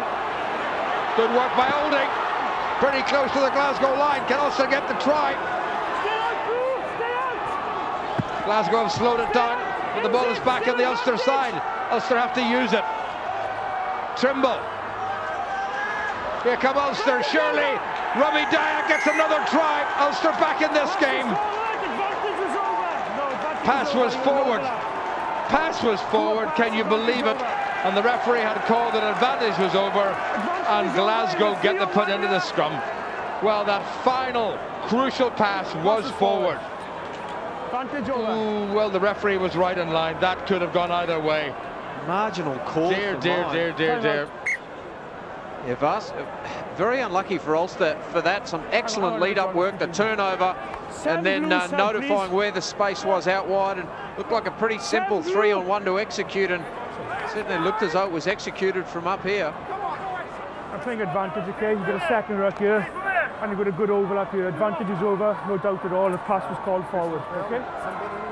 No. It wasn't that kind of offence. Well, the pass was called forward. I'm wondering whether it was the referee called that forward pass himself, or whether it was one of his assistants or touch judges. John Barkley's going off the field, and he's going to be replaced by another very experienced player, James Eddy.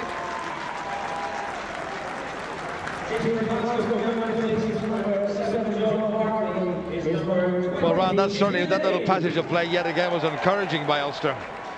Yeah, there's been a noticed increase in the intensity in the physical contact in that contact area. The ruck, they're starting to gain some ascendancy as Glasgow maybe tire a little bit, and they created everything there, just failed to capitalise right at the end in what looked like a fairly dubious decision. Well, I have a feeling it was either David Changling or the other assistant, Adrian Graves, who called that forward pass. Well, now Ulster get the penalty. Will they go for the line-out? Will they go for the scrum and try to force the penalty try? Now, if it's the same man who's infringing all the time, surely Nigel Owen has to be reaching for the pocket. What's he saying? Well, hang on, listen please, okay? The only issue we have in the scrum, when he's engaging, he's not binding. I've asked you, I've penalised. If you do it again, you're going to go off for 10 minutes. Is that clear? And give him plenty of opportunity. If there's something a bit too much, get it up straight away. So what will Ulster do? Well, Ofa Fayanganuku. He's had a couple of free kicks against him. He's had a couple of penalties against him. And Nigel Owen would have been well within his rights to have binned him. And Ulster, quite rightly, are going for the scrum. And they may well be looking to force the penalty try. When your tight head is your captain, it's a pretty obvious decision, and Ulster enjoying ascendancy in this department. Surprised Glasgow aren't making a tactical substitution, because another penalty turns into a yellow card. Ulster then probably go for the driven line-outs with the advantage they have in that department, and that's how they hope the story will unfold. Well, Glasgow's two replacement props are just club players who have been drafted in. Scrum goes down. Ulster still pick it up and they drive forward. This is good stuff by Ulster, but Glasgow have come away with it. Well, another calamitous piece of lost possession there for Ulster, and they've given this game to Glasgow on a plate that hasn't found touch. Trimble, Ricky Andrew, Trimble again, Darren Cave, holding outside him. Well, too fancy by far for Ulster. It needed the direct approach and they didn't get it. And they've conceded some 45 metres, they've conceded possession, but there's still time. Yeah, that's been the issue for Ulster. They've created try-scoring opportunities from limited time in opposition territory, but they haven't failed to capitalise on those opportunities that they've scored. Otherwise, they could be ahead, but that's obviously mitigated by the missed kicks by Glasgow. No issues, okay? Ball went back to this one. Well, I'm not altogether sure what happened at that Ulster scrum when they were looking for the squeeze and the prospect of a penalty try. They didn't get it. 16 minutes remaining. 6 points between them. Ulster scrum.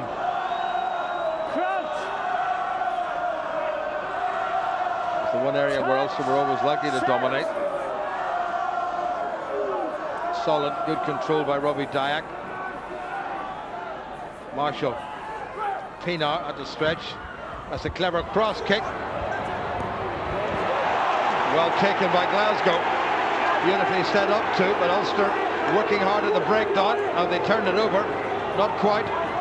Away comes Dunbar.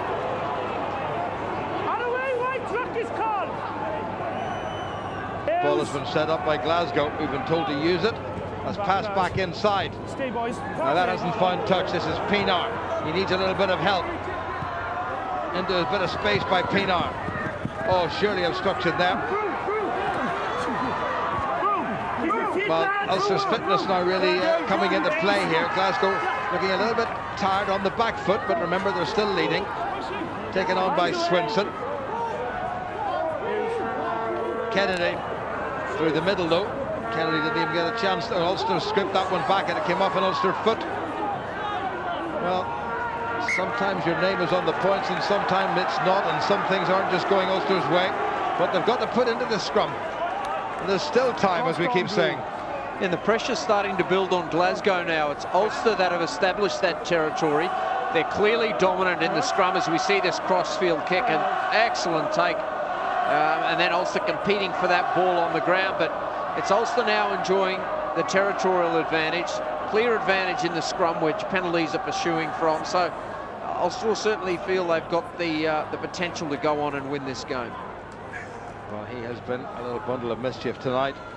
Nico Matawalu, whether he plays at scrum half or plays on the wing. Surprise, surprise, like so many of the wonderfully talented Fijians, he is a 7th specialist. 9 caps for Fiji, he's won. And Glasgow not in any great rush to engage Ulster at scrum time. Pitch has stood up pretty well to it. Last time we were here, Gregor Townsend watched his Glasgow side go down to Ulster in the Heineken Cup. It took a supreme effort by Ulster and a late try by Chris Henry to secure that victory.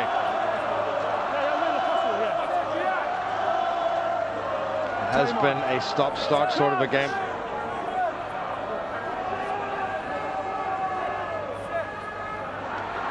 Now can the mighty Afoa squeeze the life out of the Glasgow front row again?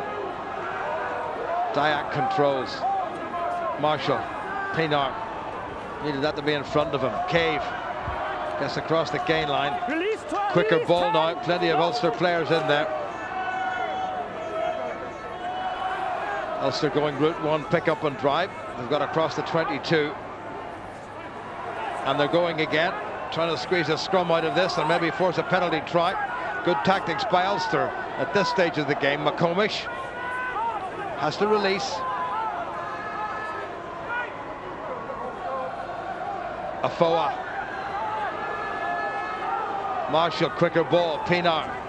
Cave has missed out. Olding, good sidestep. Ulster into the 22. Marshall gets it away. Pienaar. Trimble, bit flat. Here's Afoa. Maybe needed to give that. He gets it to Trimble, who backed him up beautifully. Good work by Trimble. Now Marshall. Taken on by Dan Tui. Back on the Ulster side. Surely if they move this, Pienaar gets it away. Cave has to give it. He does give it. Olding for the corner. Ulster get their first try. And the gap is closed to a single point with a conversion to come. 100% sure. Yeah, eventually it was just that weight of possession.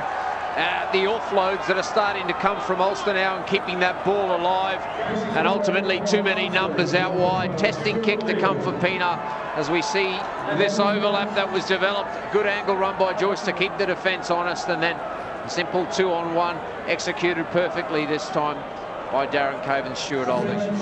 Well, Cave's pass was by no means perfect and Olding had to check, but the teenager, still only 19 years of age, gets his first Ulster try. Well, it couldn't be closer. Glasgow with a 1-point advantage. And Pienaar hoping and aiming, and all of Ulster praying that in a few seconds' time it'll be a 1-point advantage to Ulster.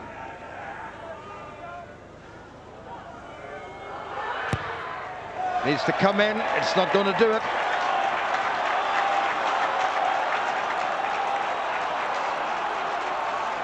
Well, has the pendulum swung in Ulster's favour?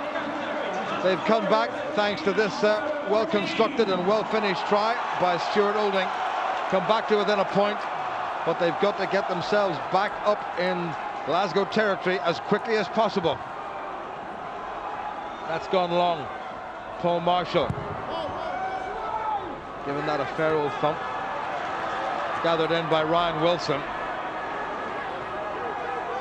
Taken off at the ankles by Walsh. Horn. Morrison. No room to use that great strength of his. What Ulster don't want to do is be conceding any penalties. Well covered by Pienaar, who calls for the fair catch. Well, he can go for a touch, or he can put it down the middle and force Glasgow to play it back into Ulster territory. He's given it a fair old thump that's in between, so Glasgow will play it. Gathered in by Murchie. Well covered by Olding. Now, is there a wee chip down the sideline on? Not against Matawalu. Olding has to be careful. Matawalu read that well. And look at Glasgow, have swarmed all over Ulster. And that was a genuine mistake by the young man. Here's the errant prop. Taken on well by Glasgow. A penalty would give them a cushion if they can force it. This is Murchie. Forces his way over the 22. Tackle was by Cave. Kennedy, the replacement scrum half. And Ulster find themselves defending, having given away possession. Kennedy. Stroyce, who's been very quiet in this second half. Kennedy again trying to dig it out. All the pressure coming from the men in blue and black. Easing into Ulster's 22. Well, the crowd here at Scotland getting behind the home side. Referee having a good look. And that's a good piece of choke tackling by Ulster. And it's a turnover ball, according to Nigel Owens. And Ulster they put into the scrum into the final 10 minutes. Yeah, it's going to be a close one, no doubt about it. Both teams aware of what's at stake, 1 versus 2 in the league. And Glasgow, this is exactly where they'll want the game to be. Stuart Olding looking to step Matawalu, but he's shown what a great form he's in. That's the thing about experience and game appreciation. You can't get it until you're in those situations. But Ulster have responded very well. The last 10 minutes has been all them, and it's Glasgow now fighting to try and retain that lead that they developed in the first half. Over Townsend getting a little bit anxious. Glasgow have made a replacement, incidentally. Hooker Pat MacArthur has gone off to be replaced by Fraser Braun. He's only played in 1 league game before, and that was a replacement. And they're going to bring on another replacement, it seems, that Nick Campbell is going to come on to play in the second row. David Humphreys looking anxious. Johnny Bell behind them. So a couple of Glasgow replacements. The skipper Ryan Wilson has gone off.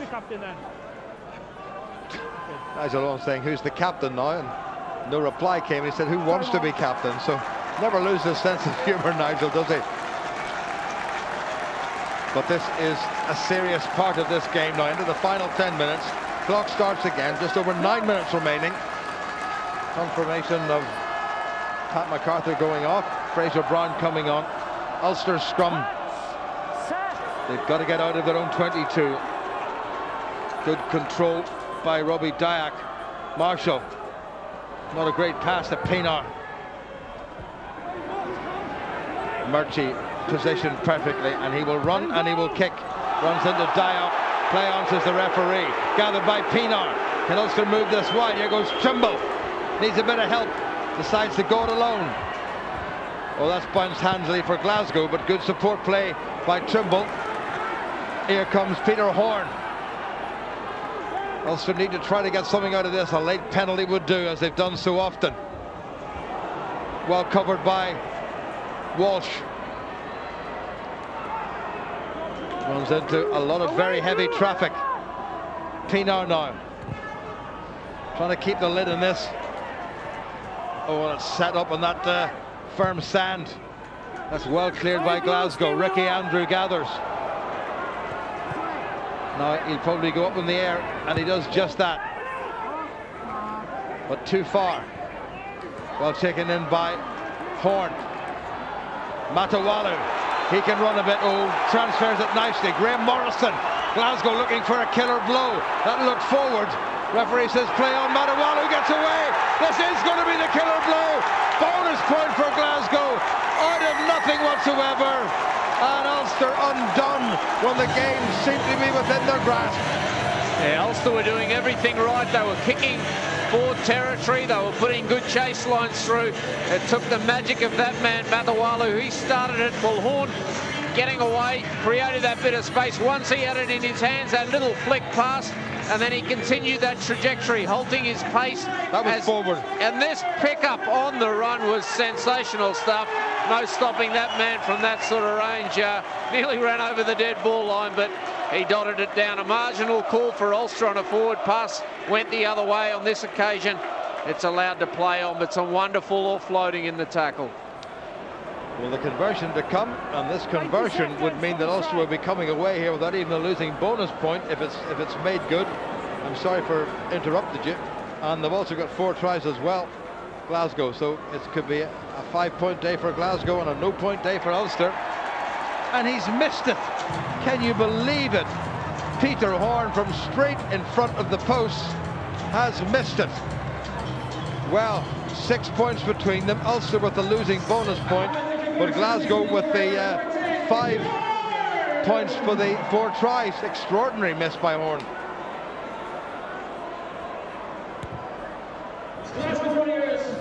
Well, this is going to test everything that Ulster have brought to the table this season. A converted try would win them the game. Here comes Pienaar. Cade gets clattered by Matawalu, who must be looking for yet another man of the match award.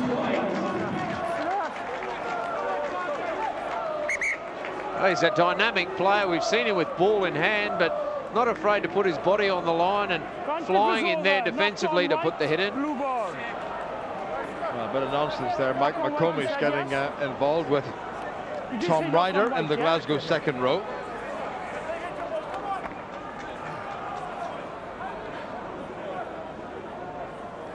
So 5.5 minutes remaining. 6 points between them. Glasgow had, well, Peter Horn, but in any sort of kicking form, I don't think he's landed one all day. In fact, he hasn't landed one all day. Come on, the lads. Squint, please. 4 unconverted tries.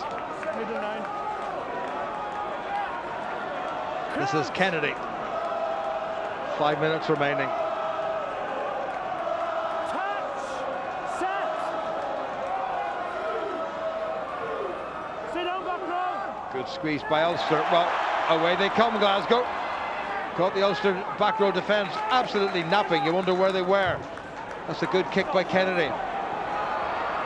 Well covered by Ricky Andrew. Well, there's nobody at home to help him. He may have a bit of a go himself, and he's done not badly. Marshall, Pienaar, Stuart Olding. Here's Trimble. Trimble has a go himself. Marshall gets in there quickly. Now Pienaar. Ulster have to move this. Oh, that's dreadful. Not like a foul at all. Glasgow offside in the middle of the park. Chance for Ulster to get down into Glasgow's half. What a finish. So many mistakes in this game from 2 hugely under-strength outfits, but it hasn't lacked for excitement. No, it's been entertaining stuff. Glasgow probably can't believe that with less than 5 minutes on the clock, they're not miles ahead of Ulster. But given all the kicks they're missing, it's Ulster with a last-chance chance. Pienaar's kicked this just outside the 22. They're having a little meeting now about what the line-out call is going to be, but Ulster will certainly be backing themselves to try and get that 7-pointer that could get a victory, which you wouldn't have imagined given the 4-try count to Glasgow. Certainly Ulster performed an awful lot better in the second half, despite conceding 2 more tries. Nico Matawalu, not surprisingly, man of the match. Pienaar now for Ulster. McComish. Olding gets away from 1 tackle and then a second caught by the collar. Here's a Foa. Nicely done by Dayak. Here he goes. Wasn't his fault that the try he thought he scored was disallowed. McComish gets on the way. Play on from Ulster. Still there. Conor Joyce. Well, remember his first start for Ulster. Narrow side stuff by Pienaar. Dyack, who really has worked hard. Strice in the way. He's got to get out of it. Ulster still going strong. What a thumping Tui, but he rode the tackle well, and he's made it available. Pienaar. Not sure who that was to. Walsh picks it up. Good defence by Glasgow. Still there for Ulster. Marshall. Pienaar. Runs wide. Still there for Ulster. Still Pienaar. Puts the foot in the gas. Ricky Andrew couldn't hold the pass. Glasgow line out. 2.5 minutes remaining. Well, you always get the feeling that Ulster might just snatch it, but things have not gone their way.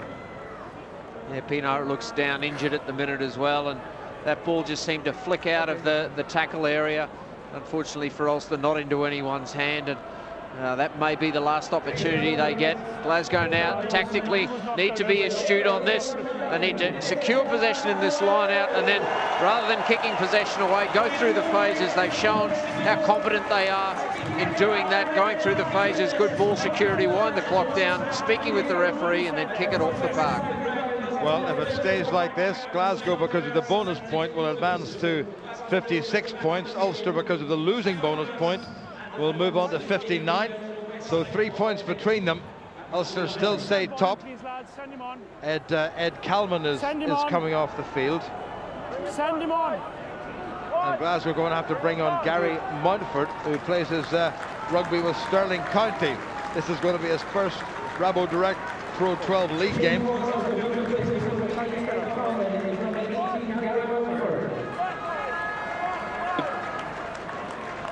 When we restart, we have 2 minutes, 10 seconds. Nigel Owen saying we've got 2 minutes and 10 seconds. I make it 2:13, but I'm not going to argue with Nigel. Ulster need to disrupt this Glasgow liner if they can, and they haven't. Well taken by Glasgow at the front, who will simply want to welly this ball downfield. Kennedy does that. Not the greatest kick in the world. Gathered in by the ever-ebullient Trimble. Marshall. Ricky Andrew has to pass. Doesn't seem to like the pass, Ricky Andrew. Set up by Conor Joyce. Impetus gone now. Here's Pienaar. Back inside to Callum Black, who's clattered in the tackle. Good defence by Glasgow. Marshall. Pienaar. Back inside. Afoa. Still there for Ulster. Minute and a half to go. Well, nervous stuff by Darren Cave. Well tackled by Glasgow, though. Marshall, Pienaar on the far side. Ricky Andrew. All of it laboured by Ulster. Glasgow now reading it. They can smell the victory. Black, Tui. Robbie Dyack, who's been the pick of the Ulster forwards. But Glasgow stolen that one, nearly. Has to be released. Marshall. Last chance for Ulster. Pienaar. Darren Cave. Well taken by Walsh. Great defence by Glasgow. All the way across came the replacement back. Scott White. Glasgow's line out. And there's no more time. All Glasgow have to do is secure possession and get the ball out of play. And they've won this game. And the second place side will stay in second place. But they will have closed the gap from 7 points to only 3. Glasgow, I think, about to lose another prop forward, Alpha Fayanganuku. He's not going off the field. He's just hanging on in there. Well, I'm surprised Glasgow kicked away possession after winning the line out and afforded Ulster 2 minutes worth of attack. They'll not make the same mistake, you'd think, on this one. Receive the ball, try for a driven line out. If they need to go one more phase to a close target, do that, and then kick the ball off the pitch for a narrow victory, albeit a convincing one. Well, Ulster did their best to steal that at the front, but Glasgow have won it. All they have to do is hold on to it for another 20 seconds and then put it into touch and they're just going route one. That's sensible play by Glasgow. And all Ulster's efforts are going to be in vain, it would seem. Glasgow trying to break away. 10 seconds remaining. Mike McComish straying offside. Play on, says the referee. Ulster looking for the turnover, but it's not going to happen. Ball back in the Glasgow side, and into touch by Kennedy, and it's all over. Glasgow have beaten Ulster. Ulster still stay top, but there's only